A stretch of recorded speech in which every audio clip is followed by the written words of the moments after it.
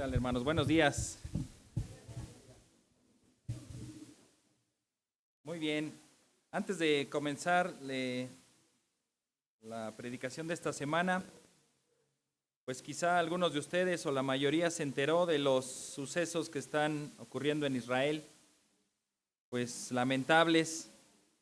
Y bueno, dice la Escritura en el Salmo 122, versículos 6 al 9, Salmo 122, versículos del 6 al 9. Salmos 122, 6 al 9, dice así: Oren ustedes por la paz de Jerusalén.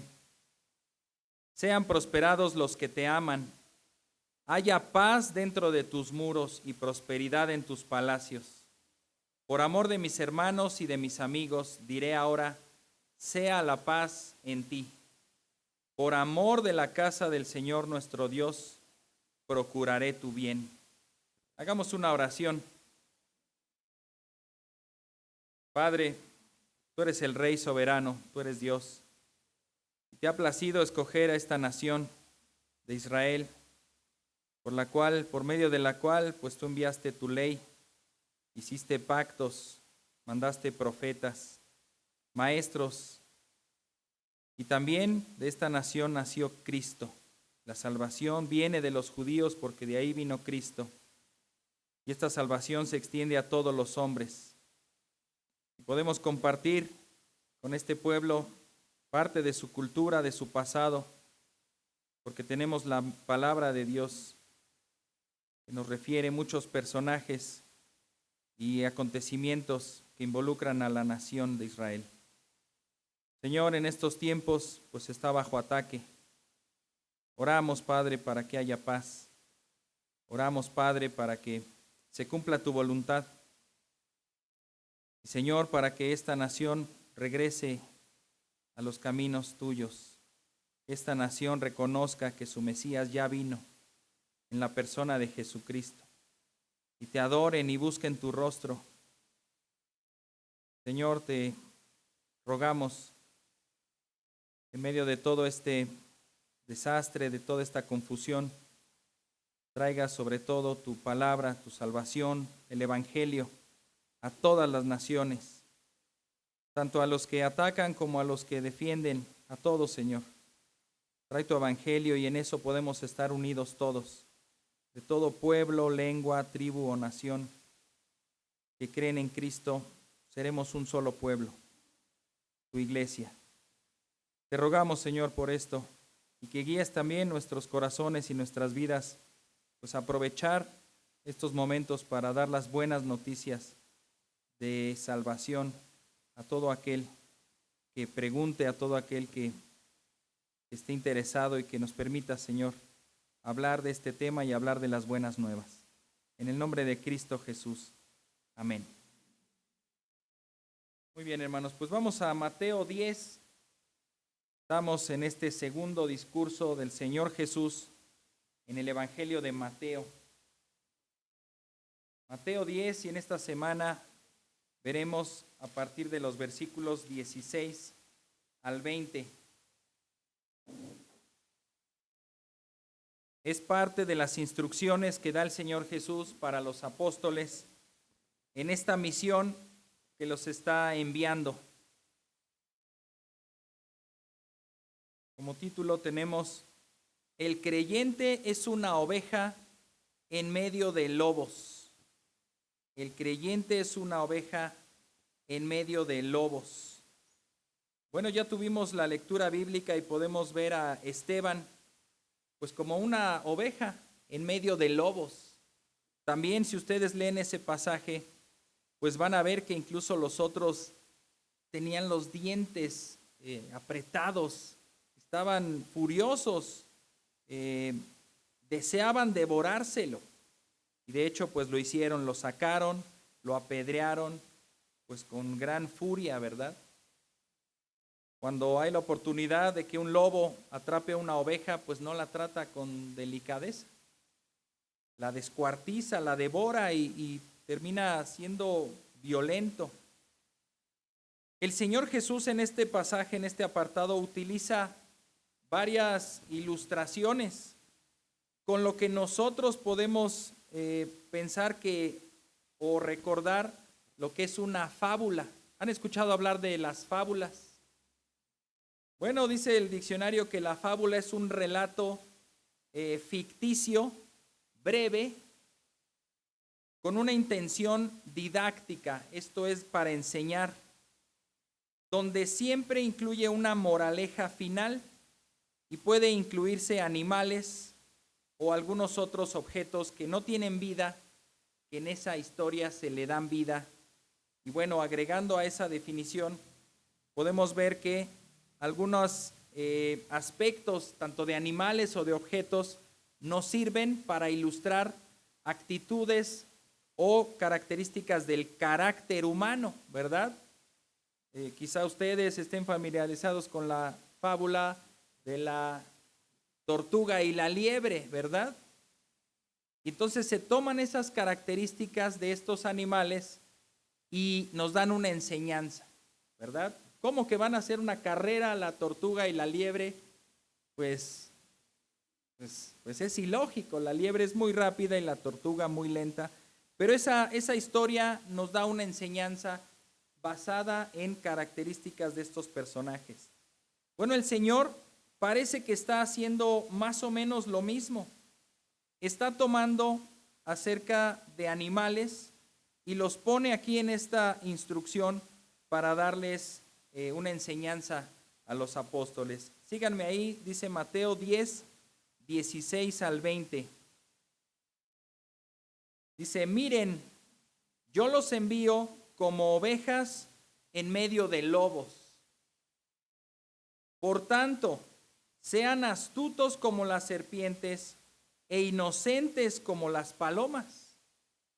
Pero cuídense de los hombres, porque los entregarán a los tribunales y los azotarán en sus sinagogas, y hasta serán llevados delante de gobernadores y reyes por mi causa, como un testimonio a ellos y a los gentiles. Pero cuando los entreguen, no se preocupen de cómo o qué hablarán, porque a esa hora se les dará lo que hablarán. Se les dará lo que habrán de hablar. Porque no son ustedes los que hablan, sino el Espíritu de su Padre que habla en ustedes. ¿Identificaron los animales de esta historia, de esta fábula? Una oveja, muy bien, ¿qué más? Un lobo o los lobos, serpientes, palomas. Muy bien, la oveja, dice acá, buscando en diccionarios y que nos pongan en un contexto también de la época, pues es un animal afectuoso, es un animal dócil, esto es, pues que se deja guiar, que se deja llevar, es manso. Dice aquí que es incluso incapaz de valerse por sí mismo cuando es dejado solo. No puede ir a algún lugar sin ser conducida. Esto nos habla del carácter de la oveja así, por encimita. Ahorita vamos a profundizar más. Acerca del lobo, pues lo inmediato que nos sale es, pues, ataque, ¿verdad? Alguien que busca atacar. En los textos bíblicos siempre se hace la mención en lenguaje figurado hacia la crueldad y el peligro que equivale a un lobo para un rebaño de ovejas. En comparación con la oveja, pues este lobo denota destreza, habilidad, fuerza, violencia. Bueno, hay varios pasajes también que incluso se mencionan como a los falsos profetas se les llama lobos, o que están disfrazados, incluso lobos disfrazados de ovejas. Esto es mostrando una docilidad, una mansedumbre, ser inofensivos, pero por dentro es un lobo que realmente sí es peligroso, sí implica un riesgo. La serpiente también era una figura antigua, por muchas culturas la tienen denominada como una un símbolo de un animal astuto, sabio, sigiloso, cauteloso. Es difícil que las serpientes mismas sean víctimas de otros depredadores. Se cuidan, se escapan.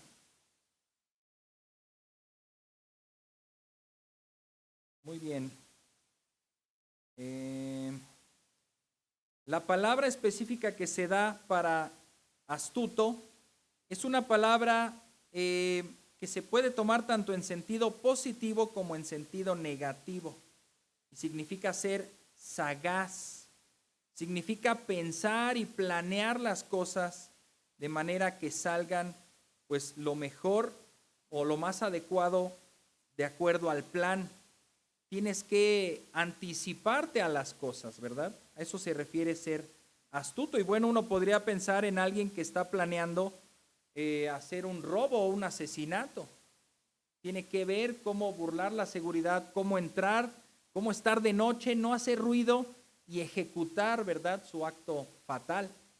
Pero también lo podemos pensar en, ahí se me vino a la mente, ¿verdad?, los agentes secretos, ¿verdad?, del 007 y otros, que cómo burlan la seguridad de un lugar, cómo entran con sus herramientas, con sus armas y desactivan una bomba quizá que va a hacer daño. Entonces, sí me van siguiendo, ¿verdad?, que puede ser tanto para lo malo como para lo bueno.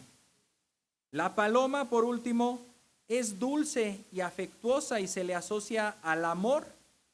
Normalmente en eventos así, ¿verdad?, de paz o de celebración, bueno, a veces ponen a los niños también simbolizando pues la inocencia de la humanidad con una palomita ahí, y cuando llega el turno pues la sueltan y todas vuelan, son blancas y pues dan como que esa esperanza, ¿verdad?, de que en medio de tantos problemas una parvada de palomas esté volando tranquilas y no hay alguien que saque su rifle y, ¿verdad que no?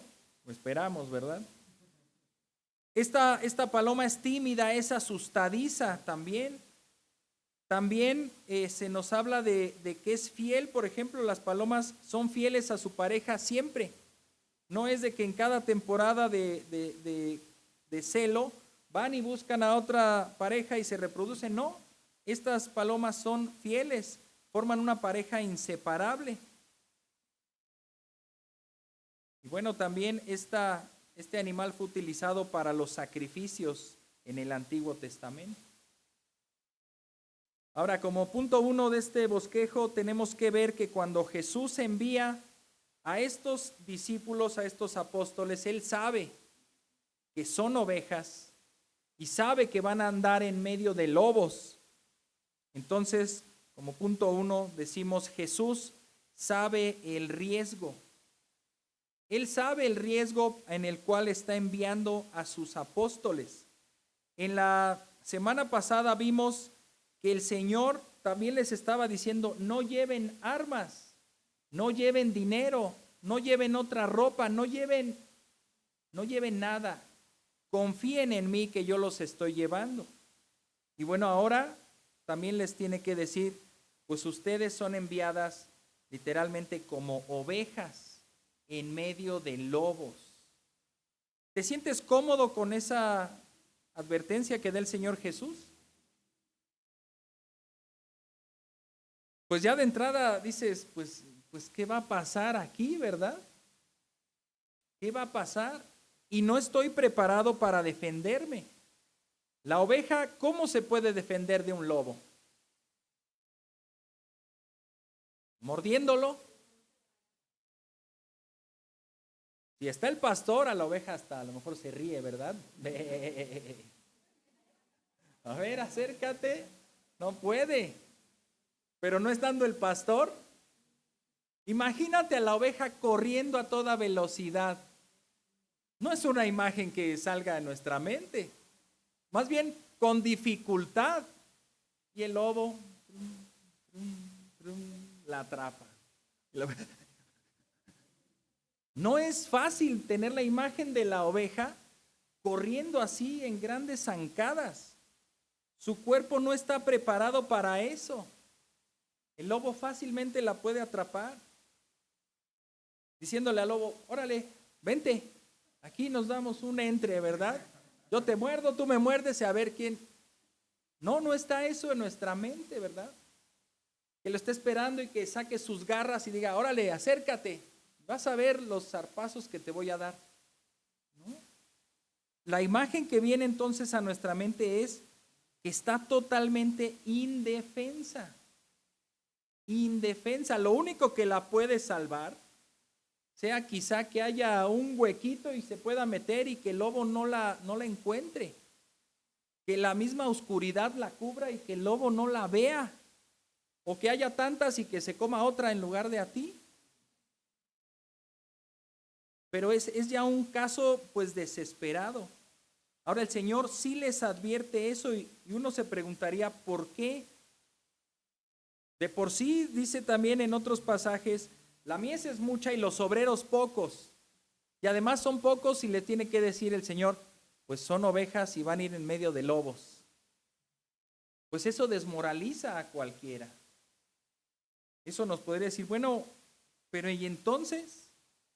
El Señor Jesús lo que viene haciendo es quitando toda confianza en ellos mismos y todavía más diciendo, ustedes son ovejas y van a ir en medio de lobos. Podríamos pensar que la confianza está, como dijo ahorita nuestra hermana Maggie, pero el pastor va con nosotros, Cristo va con nosotros y sí somos ovejas y están los lobos. Y si el pastor se descuida, pues el lobo viene. Pero nuestra confianza es que el pastor no se descuide, que Cristo esté ahí siempre con nosotros. Dice también, por tanto, sean astutos como las serpientes e inocentes como palomas. Aquí hay varios aspectos y ahí al mismo discípulo le está diciendo por lo menos 3 características de estos animales que vimos. Dice, tienes que ponerte en el lugar de la oveja y entonces absorbe sus características. Tienes que ponerte en el lugar de la serpiente, aprende lo que te quiero decir, y de la paloma. En este caso de los lobos, pues es la parte que esa no entra para los discípulos, pero también les llama como advertencia, los demás van a ser como los lobos. Entonces ya ahí te pone pues a la expectativa. Soy una oveja, estoy en el rebaño, allá va el pastor, hay que seguirlo, pero pues el pastor va caminando adelante. Puede ser que las rezagadas, el lobo esté tranquilo y esté viendo cuál se va quedando, cuál se dispersó para atraparla. Entonces tienes que tomar estas características. La oveja pues es mansa. Esto quiere decir que sigue la voz de su pastor. No se va a andar desviando, no va a ir en contra. Anda, por decirlo así, sin malicia y busca pues seguir fielmente dentro del rebaño. El mismo Señor Jesús se presentó a sí mismo como una oveja frente a sus trasquiladores, ¿verdad? En Isaías 53:7, ahí podemos ver que este pasaje habla acerca de lo que Jesús iba a enfrentar. Dice Isaías 53:7, fue oprimido y afligido, pero no abrió su boca, como cordero que es llevado al matadero, y como oveja que ante sus trasquiladores permanece muda. Él no abrió su boca. Estuvo con mansedumbre.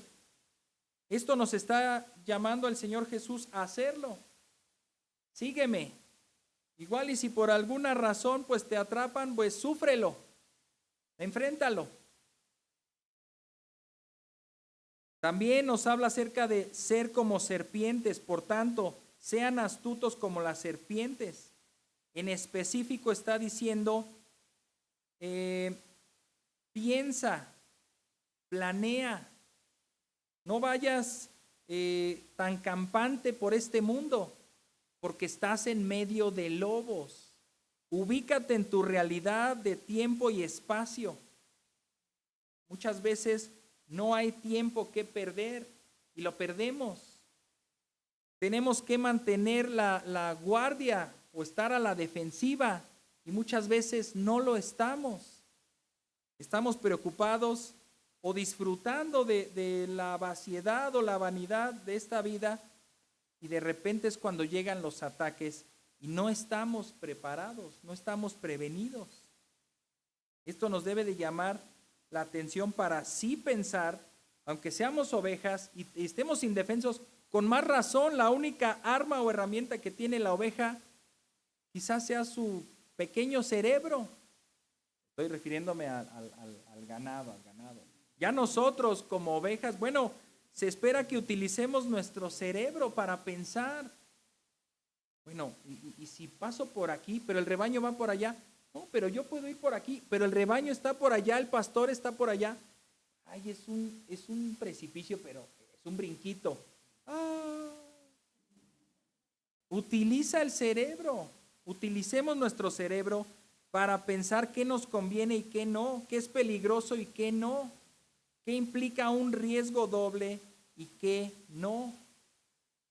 El Señor Jesús elogia en Lucas 16:18 a un mayordomo que actúa con injusticia. Lucas 16:8 dice, el Señor elogió al mayordomo injusto porque había procedido con sagacidad, pues los hijos de este siglo son más sagaces en las relaciones con sus semejantes que los hijos de la luz. Esta parábola es muy interesante y ya habrá oportunidad en otra ocasión de entrar a verla, pero aquí nos está hablando de que en una situación había que reaccionar, había que pensar cómo salir adelante.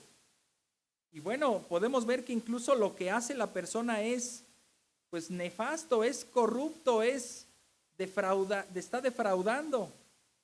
Pero al menos en la parábola se le elogia por la mente que tuvo, la astucia que llevó a cabo al desarrollar una estrategia para enfrentar ante una desgracia. Y muchas veces, o aquí se recrimina, que los hijos del reino, los hijos de la luz, no somos sagaces, no somos astutos en cuanto a este tipo de cosas, cómo salir adelante en ese tipo de situaciones.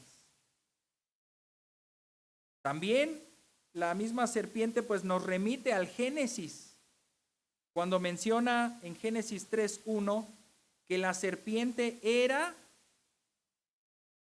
astuta. Ahí, bueno, hay muchas teorías y hay muchas cosas que no vamos a ver hoy, pero acerca de la serpiente, ¿por qué Satanás quiso tomar a la serpiente como esa figura de tentación? Bueno, lo que algunos creen incluso es que el mismo Satanás ya tenía esa figura como siendo un querubín, como una serpiente en el paraíso. La palabra serafín significa serpiente ardiente. Y es la única mención de los serafines en el libro de Isaías. No se puede dar más allá acerca de quizá la existencia de estos seres celestiales, por lo que muchos han tratado de tomarlos como si fueran los querubines, que de ellos sí hay mención en muchos textos. Y los querubines a su vez han tomado forma de algunos animales, como un águila, un león, un toro, hombre. Se cree que el quinto serafín, o el quinto querubín, perdón, era Satanás en la forma de una serpiente. Cuando viene ahí al huerto del Edén, pues no es que se metió en la serpiente, sino que él ya era una serpiente. Se le llama la serpiente antigua. Ese es un asunto ahí, bueno, pero denota por el mismo observar el comportamiento de las serpientes, que una serpiente es sigilosa. La víctima no se da cuenta de que llegó hasta que la tiene, hasta que está dentro de su boca prácticamente. No se da cuenta, es astuta, sabe cómo hacer un plan, no hace ruido, va calculando sus movimientos hasta que toma. No tiene pies, no tiene garras, y atrapa a sus presas, que tienen garras, que tienen pies, que tienen ancas, que pueden saltar, que pueden incluso volar, y la serpiente las atrapa cuando ésta se arrastra sobre el piso. Es increíble. ¿Qué está haciendo ver el Señor Jesús? Que la serpiente está usando lo único que tiene, que es su cerebro, o su instinto asesino, podríamos verlo en los animales. La única arma que tiene es los colmillos, el veneno, la mordida, pero para eso tiene que acercarse. Entonces lo hace de manera muy sigilosa. Debemos ser como esas serpientes, no para cazar a nuestras presas, no para atrapar a otros, no para engañarlos, sino más bien para estar preparados de los ataques que vengan sobre nosotros. Porque ahí el Señor Jesús inmediatamente lo dice, no, espérate, no tanto como serpiente, porque entonces ya tú vas a ser aquí el depredador. Quiero que seas inocente como paloma. Una paloma es inofensiva. Bueno, a no ser que vayas caminando y te caiga ahí un poco de... Notó que estaba un poco áspera tu piel y bueno, ya te lo frotas y ya, ¿verdad? O que tal vez te dé un picotazo ahí en la cabeza, pero de ahí no va a pasar. No te va a devorar. Es inofensiva. Noé utilizó una paloma para sacarla ahí del barco. Y bueno, podemos ver que esta paloma le dio esperanza, ¿verdad? Cuando fue, y a pesar de que ya encontró un arbolito, pues no se quedó ahí, sino que tomó la rama incluso y la trajo. Lo que pudo haber visto Noé en ese pasaje. Ahí está en Génesis 8, 10 y 11. Después de este episodio, él espera, dice el texto, esperó aún otros 7 días y volvió a enviar la paloma desde el arca. Hacia el atardecer, la paloma regresó a él, trayendo en su pico una hoja de olivo recién arrancada. Entonces Noé comprendió que las aguas habían disminuido sobre la tierra. Y a la que sigue, dice que ya se fue y ya no volvió, pues ya se quedó allá, cual también le dio esperanza. Uno de los animales preferidos para los sacrificios fueron las palomas, que aparecen en nuestra versión como tórtolas. Dice Génesis 15:9, el Señor le respondió, tráeme una novilla de 3 años, una cabra de 3 años, un carnero de 3 años, una tórtola y un pichón. Y bueno, además de que el Señor la exige, también se podía dar la paloma o 2 palomas en lugar de un cordero. Ahí lo dice claramente y lo vimos ahora en la lectura de la Biblia cuando el Señor Jesús nace. ¿Qué ofrecieron sus padres? 2 palomas. Eso indica, y está indicado en la ley, que cuando la familia fuera pobre y no tenía para un cordero, pues que llevara 2 palomas, que podían incluso atrapar. Pero el chiste también era llevar un sacrificio y darlo, porque él era el primogénito de la familia. También resulta interesante uno de los profetas llamado Jonás. Su nombre significa paloma.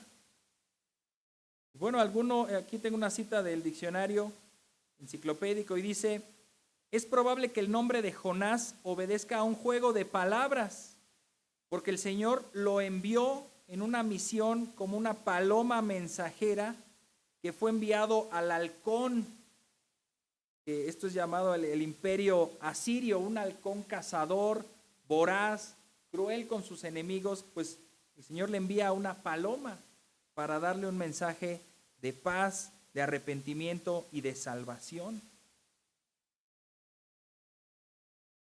Dice el texto que les mencioné en Levítico 5:11, pero si no tiene lo suficiente para 2 tórtolas o 2 pichones, entonces, como ofrenda por el pecado que ha cometido, traerá la 10ª parte de una efa de flor de harina como ofrenda por el pecado.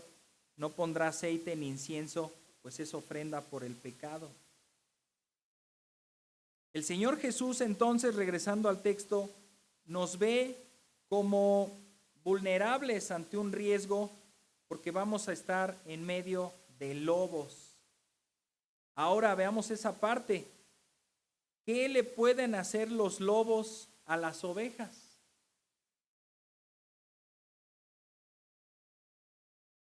Pues si el pastor está ahí y las contiene, o si están en un corral o en un lugar, pues por lo menos un buen susto sí les dio el lobo, ¿verdad?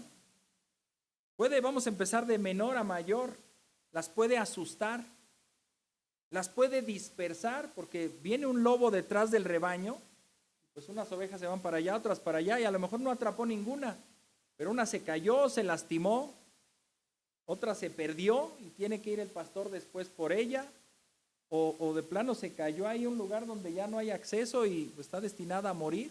Ni se la come el lobo, ni la rescata el pastor, se perdió. Otra es que la puede herir, le soltó una mordida o le arrancó una pata, salvó su vida, pero se quedó sin pata. Ya el lobo se la preparó ahí a la barbecue, ¿verdad? También la puede despedazar.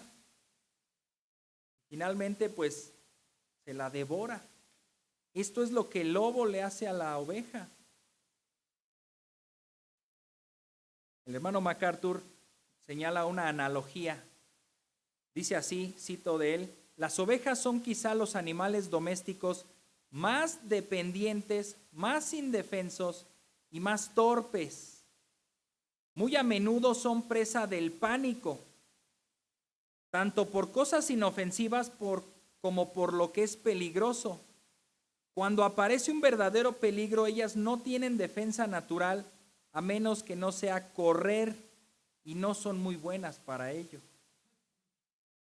La cita de un hermano, Philip Keller, escritor de un libro de cómo se ve el pastor a través del Salmo 23, él brinda muchas perspectivas de su larga experiencia como pastor de ovejas reales en Canadá, y dice, debido a que las ovejas son tan faltas de criterio en su elección sobre el pasto que van a comer, es necesario protegerlas cuidadosamente, porque ellas pueden consumir hierbas venenosas sin darse cuenta. Son muy vulnerables a los climas extremos, a las infecciones y a las enfermedades, y es necesario revisarlas de modo regular e individual en busca de esos síntomas, cortaduras, raspaduras, además de insectos o parásitos que puedan dañarlas. Y fíjense, esto me llamó la atención y sí lo quiero seguir citando. Se ha sabido que hay moscas que zumban alrededor de las ovejas y le pasan alrededor de los ojos y los oídos y las irritan tanto y las asustan que la oveja comienza a golpear su cabeza contra árboles o rocas. Como la mosca no se va, es más probable que la oveja se muera dándose de topes. ¿Te das cuenta lo que nos está dando aquí el visual de una oveja? Que hay que estar siempre al pendiente de ella. Si lo dejas a su criterio, puede irse a comer veneno, ¿verdad? Y cae muerta.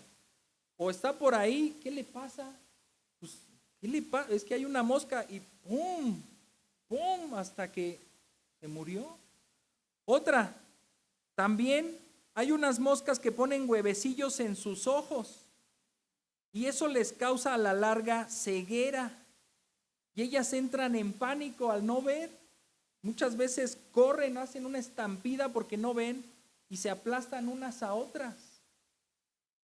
Estas ovejas, como dice ahí, más que cualquier otro animal domesticado, necesitan una atención constante. ¿Te das cuenta? El Señor nos está diciendo que somos eso y nos está mandando a una misión repleta de lobos. ¿Qué nos estará queriendo decir el Señor Jesús? Y bueno, muchos ya se quedaron como que somos unos torpes, buenos para nada, que nos destruimos a nosotros mismos. No nos quedemos con eso. Que siempre necesitamos un guía. Que siempre tenemos que estar dependiendo de nuestro Señor con su vara y su cayado. y que incluso la disciplina será buena para la oveja.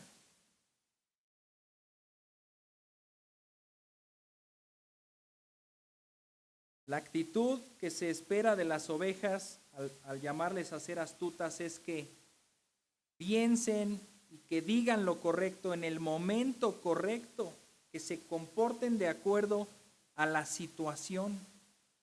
Pero también se les llama ser inocentes, esto es, pues no buscar con malicia las cosas, evitar el dolor o el sufrimiento pues con malicia. Pues no quiero que me atrape el lobo, ahí viene, pues le aviento a otra oveja, ¿verdad? No seamos malos, seamos más bien inocentes. Pablo exhortó a los creyentes de Roma a ser sabios para lo bueno e inocentes para lo malo. Si gustan solamente mencionar, ahí Romanos 16, 19 solo dice eso. Quiero que sean sabios para lo bueno e inocentes para lo malo. ¿Qué pueden aprender de manera práctica los apóstoles? Porque se le está dando el mensaje a él, aunque pasa a nosotros también. Con esta advertencia, bueno, en primer lugar, verlo como eso, una advertencia de que la misión no es fácil. La misión no es fácil, no es miel sobre hojuelas. Como muchas veces también cuando nuestros niños quizá nos preguntan, papá, voy a crecer y voy a ser un adulto. Sí, hijo, no pasa nada, todo está muy bien. Pues también dile las adversidades que va a pasar.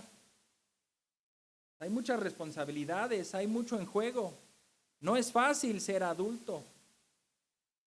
Al matrimonio, ¿verdad? Todo el mundo anima a otros, sí, cásate, pero no le dicen las dificultades del matrimonio. Y hay que mencionarlas y hay que decirlas.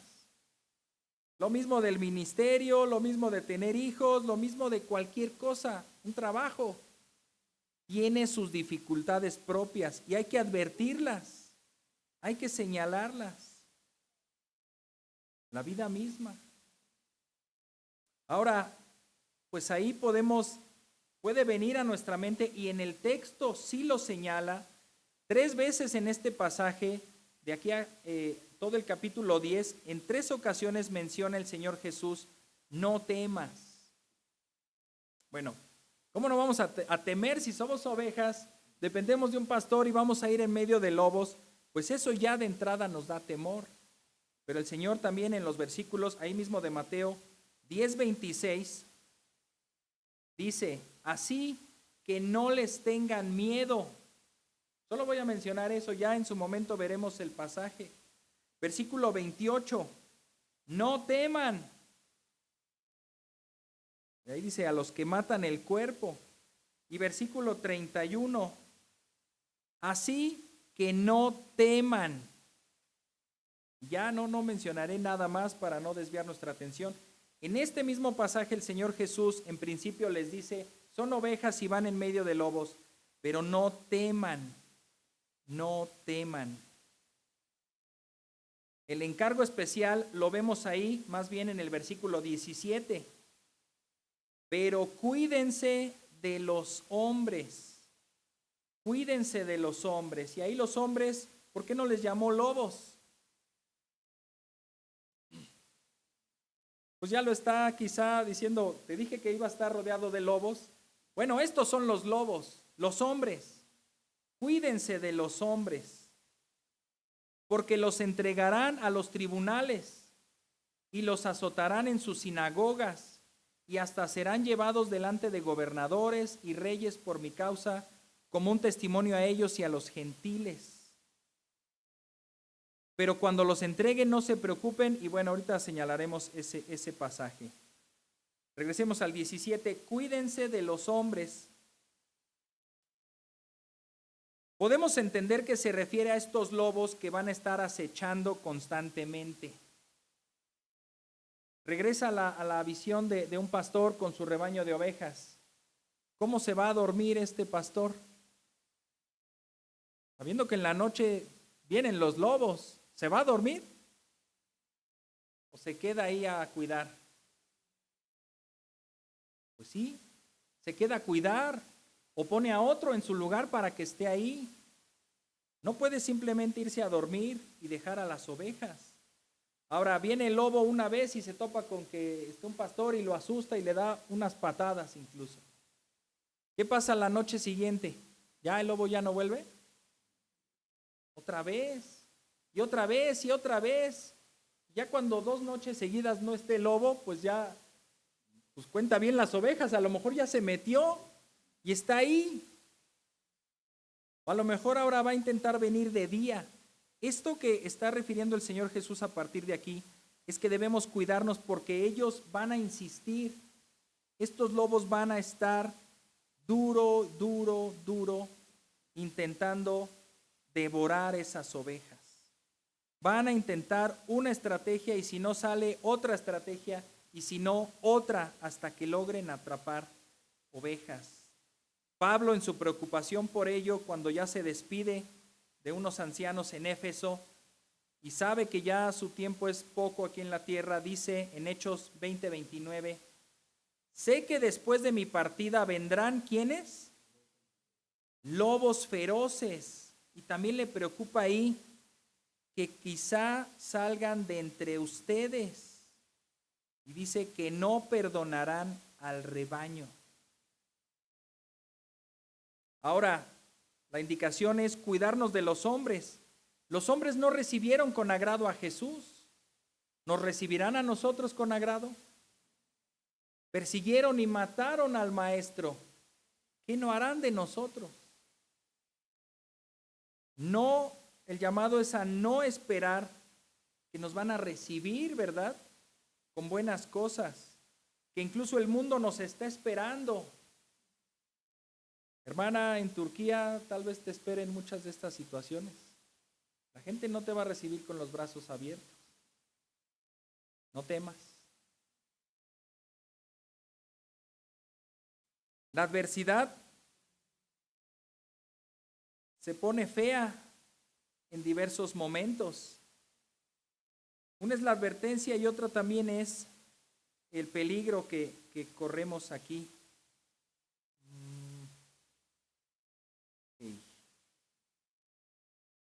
Dice aquí en primer lugar, esos ataques de los lobos se verán reflejados en 2 situaciones. Los entregarán para ser juzgados ante los tribunales o ante los reyes y también dice ahí los azotarán. Veamos esas 2 partes. Algunas veces era el azote sin el juicio, otras veces era el juicio y el azote. Comenzaremos viendo los azotes. En esta segunda parte del versículo se menciona ahí que los azotarán.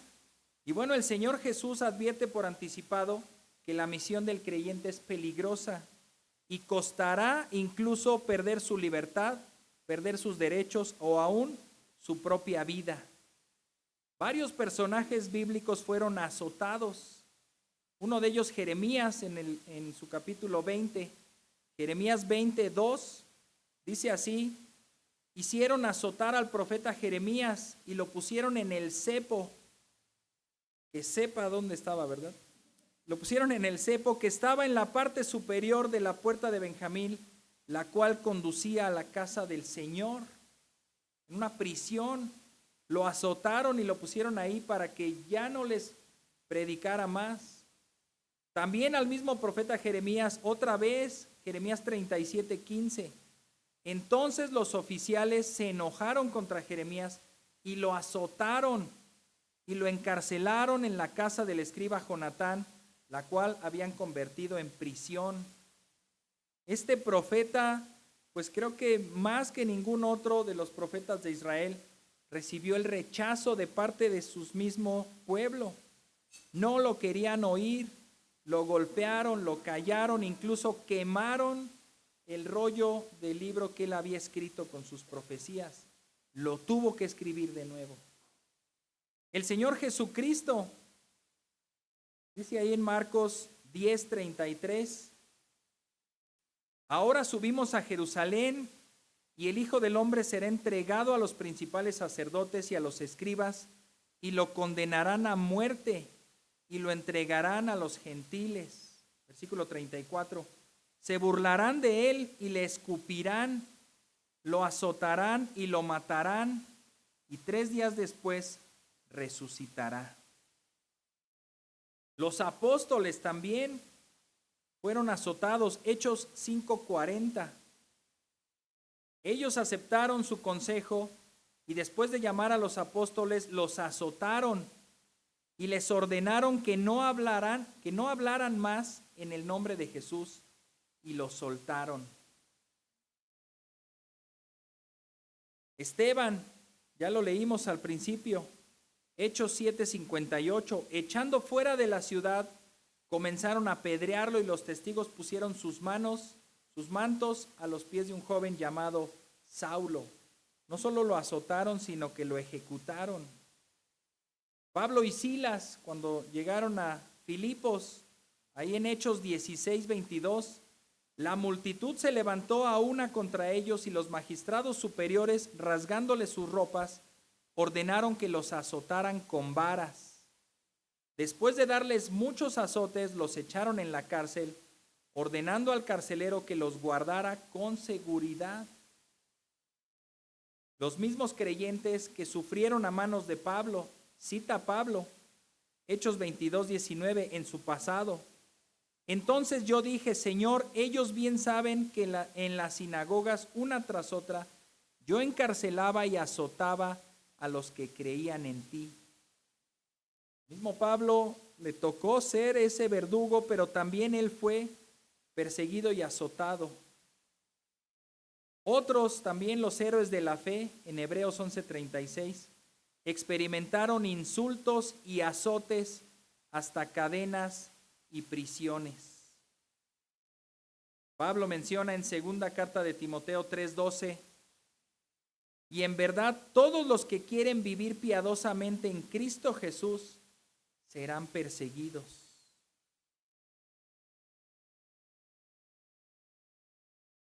También vemos esta parte que los entregarán ante las autoridades. Y bueno, en primer lugar tenemos que ver que estas autoridades se trataban de la misma religión judía. Ahí aparece tribunales en nuestra versión, pero la palabra original es sinedrón, que es un sanedrín, es un concilio. ¿A qué se refiere un concilio? Dice el diccionario de griego, es una asamblea, un órgano de gobierno, en donde los nobles, los sacerdotes y los jefes se convertían como, por así decirlo, en un senado aristocrático cuyo presidente era el sumo sacerdote. ¿Qué facultades tenían en específico el Sanedrín de ahí de Israel? Pues eran un consejo supremo, gobernaban todos los asuntos, tanto seculares como religiosos, y tenían potestad de juzgar incluso casos de pena de muerte o imponer sentencia.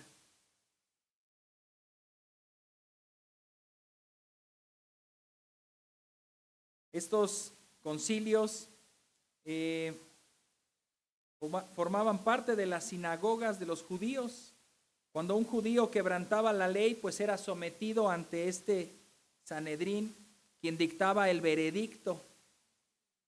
Normalmente imponían castigos como la flagelación, o esto es, los azotes. Basado propiamente en la ley, acompáñenme a Deuteronomio 23:5. Deuteronomio 25:3. Deuteronomio 25:3.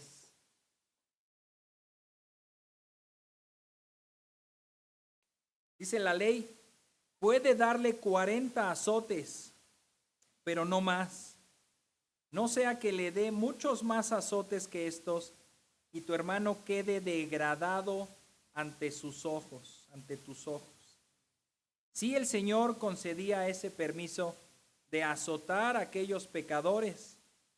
Falta establecer el ministerio aquí de los azotes, ¿verdad? ¿Quién se anima? Ya vi varias manos ahí levantadas, ¿eh? Pablo confirma, porque él mismo fue azotado por los mismos judíos.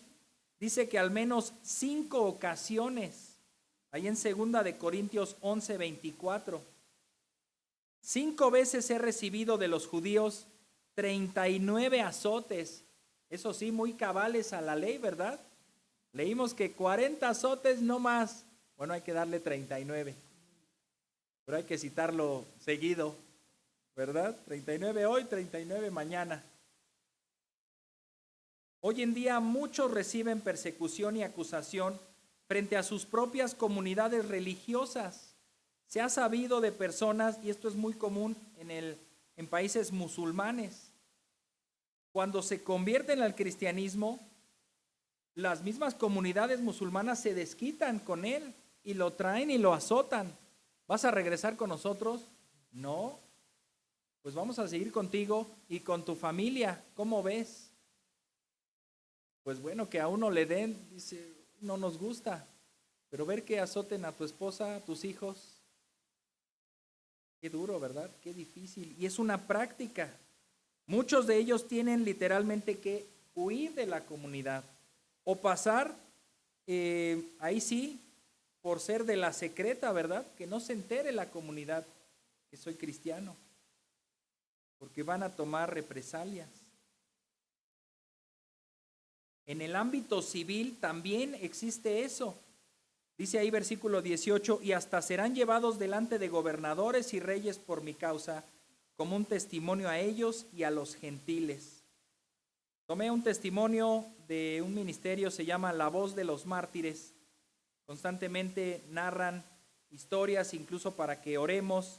Pueden llegar mensajes de WhatsApp o está la página donde proveen de bastantes recursos para ver cómo es la misión en países donde hay clara persecución. Tomé esta breve cita. Dice, cuando el pastor Arjun, es de la India, un cristiano convertido al hinduismo, pero ya estando en la posición de pastor, le propuso matrimonio a su esposa, se aseguró de advertirle esto antes de que ella aceptara. Le dijo, soy ministro de la palabra y he sido atacado muchas veces. En el futuro podrás ser atacada también. Yo podría ir a la cárcel. A veces tendremos comida y a veces no. Así será nuestra vida. ¿Te quieres casar conmigo? A lo que ella respondió sin inmutarse, viva o muera, viviré para Cristo. Desde entonces han sido obligados a mudarse 3 veces. Él ha sido golpeado en numerosas ocasiones. Ella ha sido amenazada y ha visto a los radicales hindúes incluso invadir su iglesia. Esto ya pues como parte de una sociedad donde no permiten eso y constantemente hay un asedio, ¿verdad? Ahora, ¿qué debemos actuar o cómo debían actuar los discípulos en esa época? Mira, te atraparon, te van a azotar y si te dejan libre, pues sal y sigue predicando de Cristo. No temas por los azotes. Los apóstoles cuando salieron azotados salieron incluso gustosos. ¿Y qué hicieron?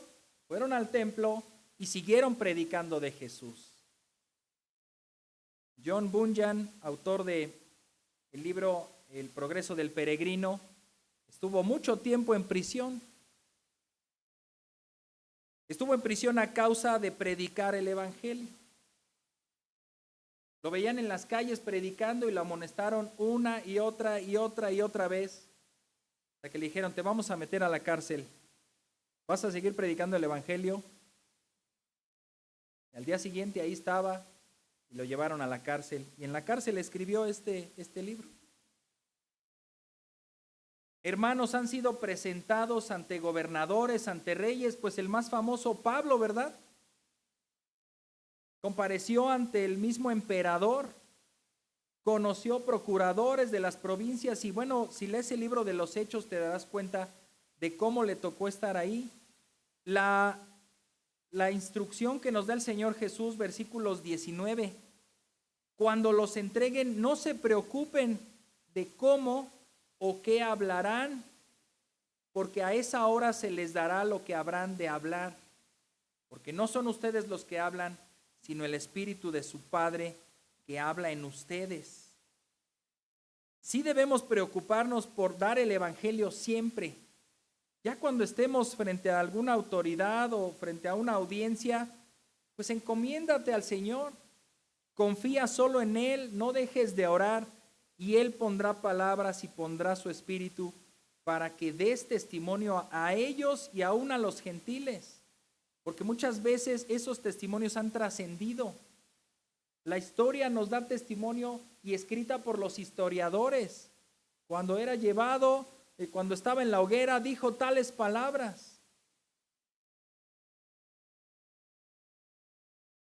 Uno de esos casos es Martín Lutero, cuando compareció en la dieta de Worms. Fíjense quiénes estaban. Estaba el emperador Carlos V, ese mero. Había 6 electores, 28 duques, y todo esto era parte de la administración de ese imperio muy grande. 11 marqueses, 30 obispos, 200 príncipes y unas 5,000 personas. Y él estaba puesto ahí para que respondiera a una sola pregunta: ¿te retractas de todo lo que has escrito y de todo lo que crees? Pidió tiempo para dar su respuesta y se lo concedieron. Y ya cuando vuelve se pone en pie y le hacen de nuevo la pregunta: ¿te retractas? Y él responde esto: puesto que su majestad imperial y sus altezas piden de mí una sencilla respuesta, clara y precisa, voy a darla, tal que no tenga dientes ni cuernos, de este modo. El Papa y los concilios han caído muchas veces en el error y en muchas contradicciones consigo mismos. Por lo tanto, si no me convencen con testimonios sacados de la Sagrada Escritura o con razones evidentes y claras, de modo que quede convencido y mi conciencia sujeta a la palabra de Dios, no quiero ni puedo retractarme de nada. Porque no es bueno ni digno de un cristiano obrar contra lo que dicta su conciencia. Heme aquí, no puedo hacer otra cosa, que Dios me ayude. Amén. Lo dijo él. Un monje, una oveja, frente a la Inquisición, frente a papas, monarcas, reyes, duques y todos los que estaban ahí. Frente a todo ese poder, sus palabras hicieron retumbar ese palacio. ¿Qué podía hacer él frente a los lobos que estaban ahí? Encomendarse a Dios y decir lo que Dios puso en su corazón también para decirlo. Y esas palabras quedaron registradas en la historia, aún para testimonio a ellos, a los reyes, a los gentiles y a nosotros. Estos lobos lo rodearon como a esa oveja, pero él salió ileso, sin ser despedazado. Salió victorioso, y uno de esos reyes, Federico el Sabio, cuando salió de ahí, la Inquisición mandó por él para ejecutarlo, pero él se adelantó, lo secuestró y lo llevó a un castillo donde estuvo ahí guardado por varios años, traduciendo las escrituras y después dándole al pueblo alemán una Biblia en alemán que pudieran entender y que pudieran ver de primera mano la palabra de Dios. La reforma comenzó, se cayó la venda de los ojos de muchos y comenzó ese movimiento de rescatar la palabra de Dios y la luz de la palabra de Dios. En esos casos, pues otro salvó esa oveja. Dios mandó a personas, usó reyes, usó estrategias para mandar a esa persona, salvaguardarla y que esto siguiera. En otros casos no pasó así. 100 años antes de Lutero, Juan Hus fue quemado en la hoguera. Su apellido, Gus o Hus, tiene el significado de ganso. Y entonces él, cuando estaba en la hoguera, dijo: podrán quemar al ganso, pero después se levantará uno como un ave fénix y ese movimiento no lo podrán parar. Quizá profetizando del mismo Martín Lutero, que 100 años después comenzó esta reforma, por así decirlo. ¿Con qué nos quedamos, hermanos? Con todo esto que hemos visto, analizado. Eres una oveja. No eres un tigre que vas a ir en medio de lobos y a ver. Eres una oveja. Por tanto, depende de tu pastor, de Cristo. Depende de su vara y su cayado que te guíen. Sé humilde, pero también sé astuto. No desaproveches oportunidades. Piensa, planea tus movimientos. Sé astuto, sé cauteloso. Cuídate de los hombres. Pero aun si te toca caer en manos de estos hombres, confía. Tu pastor, Cristo, está ahí. Pablo también menciona: nadie de ustedes estuvo conmigo cuando enfrenté al emperador, pero Cristo estuvo conmigo. Ahí estuvo Él. Y te podrán degollar, te podrán quemar, te podrán hacer lo que sea. Y ahí Cristo te estará llamando a casa. Tu misión ha terminado. Ven al redil. Entra al gozo de tu Señor, buen siervo y fiel. Oremos.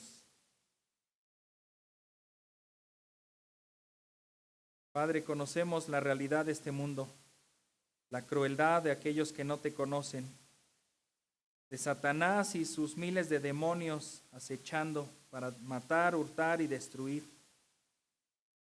Somos ovejas. Estamos en este mundo rodeado de adversidad y maldad, de persecución. En este mundo nadie nos tendrá la mano para bien. Todo lo contrario, desean vernos mal, desean vernos caídos, sin esperanza, renegando de ser llamados cristianos, blasfemando tu nombre. Padre, guárdanos por favor de todo eso. Ayúdanos a depender siempre de ti, a ser astutos, a ser cautelosos, ser inocentes. Dar el evangelio siempre. Depender solamente de ti para dar tu palabra. Y cualquiera que sea la situación, Señor, guarda nuestro corazón para confiar solamente en ti. Y ver también que todo esto está dentro de tu plan y que estamos en tus manos.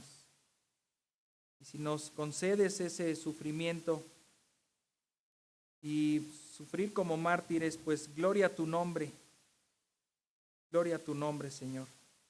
Que nosotros seamos olvidados, pero que tu nombre sea recordado. Que esos testimonios sirvan para dar testimonio a ese mundo que quiere destruir el cristianismo, quiere destruirte a ti, pero que no lo conseguirá. Alabado y glorificado sea tu nombre. Ayúdanos, Señor, a seguir adelante en esta misión. Ante nuestros ojos imposible, pero ante tus ojos posible. Ayúdanos, Padre, en el nombre de Cristo Jesús. Amén.